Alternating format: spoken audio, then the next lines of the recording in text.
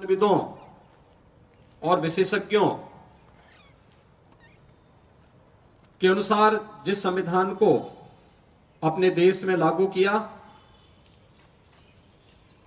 पिछले 74 वर्षों से यह भारत के अंदर जाति, मत, संप्रदाय, क्षेत्र या अन्य तमाम अवरोधों को पूरी तरह समाप्त करते हुए अपनी कसौटी पर खरा उतरा है। ये भारत के संविधान की ही महानता है कि दुनिया के अंदर आधुनिक लोकतंत्र के रूप में अपने आप को स्थापित करने वाले तमाम वे देश जो अपने को आज की व्यवस्था के अनुसार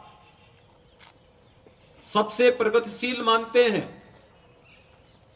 उन देशों ने लंबे समय तक लिंग भेद के आधार पर महिलाओं को मताधिकार से वंचित किया था। तमाम दबी कुचली परंपराओं को समाज और राष्ट्र की मुख्य धारा से अलग किया था। लेकिन भारत दुनिया का वह देश है जिसने संविधान लागू करने के साथ ही इस बात को भी सुनिश्चित किया था कि भारत के अंदर लिंग के आधार पर जाति, मत,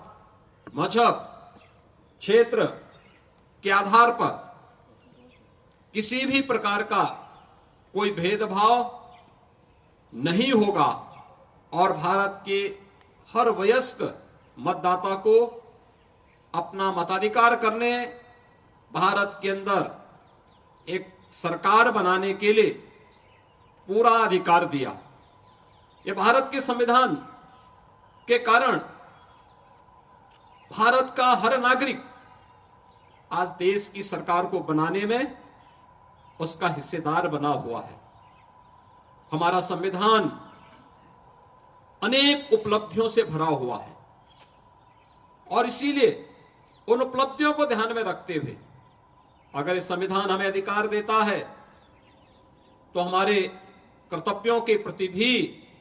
हम सबको आग्रही बनाता है। आदरणीय प्रधानमंत्री जी ने पूरे देशवासियों का इसी बात के लिए आह्वान किया है कि जब ये देश 2022 में अपनी आजादी का अमृत महोत्सव मना रहा था तो उस अमृत महोत्सव वर्ष में उन्होंने देशवासियों का आह्वान किया था कि आगामी 25 वर्ष की एक व्यापक कार्य योजना को लेकर के हमें आगे बढ़ना होगा। इन 25 वर्षों में हम कैसा भारत चाहते हैं, यह हम सबके संकल्प को जमीनी धरातल पर उतारने के इन 25 वर्षों में अगर अपने कर्तव्यों का ईमानदारी पूर्वक निर्वहन करते हैं तो 2047 आने पर भारत दुनिया के एक विकसित देशों की श्रृंखला में खड़ा होगा, जहां पर हर भारतवासी न केवल अपने देश और अपनी प्राचीन विरासत पर गौरव की अनुभूति कर पाएगा, बल्कि वह अपनी वर्तमान को सुखद और सुंदर बनाने के साथ ही अपने भविष्य को भी उतना ही उज्जवल बनाने के लिए प्रति पूरी तरह आश्वानित होगा। आजादी के अमृत महोत्सव वर्ष में जो संकल्प था, आज यह वर्ष देश की संविधान को लागू करने का अमृत महोत्सव है। इस अमृत महोत्सव वर्ष पर जब देश का संविधान लागू हुआ था, हम सबको इस बारे में ध्यान रखना होगा कि संविधान हमारा सर्वोपरि है और संविधान हमें एक ही बात के लिए आग्रही बनाता है कि हम सबका जो भी कार्य हो वह देश के लिए हो, हर काम देश के नाम। अगर हम देश के प्रति अपने इस दुनिया के सबसे प्राचीनतम राष्ट्र के प्रति अपनी श्रद्धा और सम्मान के भाव को व्यक्त करते हैं, हर व्यक्ति हर जाति, हर मत, हर मजहब, हर संप्रदाय इस देश के अंदर अपने आप को सुरक्षित महसूस करेगा। आजादी का अमृत महोत्सव के उपरांत आज हमें भारत के संविधान को लागू करने के अमृत महोत्सव वर्ष में भी सहभागी बनने का अवसर प्राप्त हुआ है। और ये दोनों एक साथ अगर चलेंगे तो देश की संविधान की रक्षा और संविधान के अनुसार अपने कर्तव्यों का निर्वहन करके हम लोग अपनी आजादी को भी अक्षुण्य बनाए रख सकते हैं और भारत को दुनिया की एक सबसे बड़ी ताकत के रूप में स्थापित करने में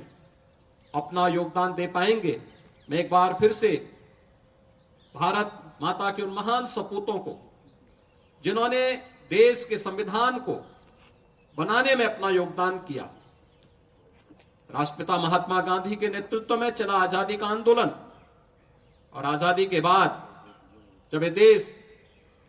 अपने संविधान निर्माण के लिए आगे बढ़ा था तो एक नाम सबके मुंह पर आया था, सर्वमान्यमति से जिन्होंने उस नाम का चयन किया था, वह नाम था डॉक्टर राजेंद्र प्रसाद जी का।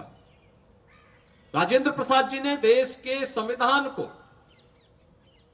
सभी संविधानविदों, स्वतंत्रता संग्राम सेनानियों और विशेषज्ञों के साथ मिलकर के जो स्वरूप प्रदान करने में और उसकी विभिन्न बैठकों में तमाम प्रकार की मत भिन्नता के बावजूद सर्वानुमति बनाने का प्रयास किया, वो अभिनंदनीय रहा। और उन सभी विशेषज्ञों के अनुसार भारत के संविधान को लिपिबद्ध करके उसकी ड्राफ्ट तैयार करके वर्तमान स्वरूप में देने का श्रेय भारत के उस महान सपूत बाबा साहब डॉक्टर भीमराव अंबेडकर जैसे महापुरुषों को दिया जाता है। और इन महापुरुषों ने जिस तत्परता के साथ, जिस प्रतिबद्धता के साथ अपने दायित्व का निर्वहन किया, वह हम सब के लिए अनुकरणीय है। मैं इस अवसर पर भारत माता के उन महान सपूतों को, जिन्होंने अपना सर्वस्व देश की आजादी के लिए समर्पित किया, उन महान संविधानविदों, स्वतंत्रता संग्राम सेनानियों को इस अवसर पर नमन करते हुए पूरे प्रदेशवासियों को 75वें गणतंत्र दिवस के अवसर पर अपनी हृदय से बधाई देता हूं, अपनी शुभकामनाएं देता हूं। धन्यवाद। जय हिंद।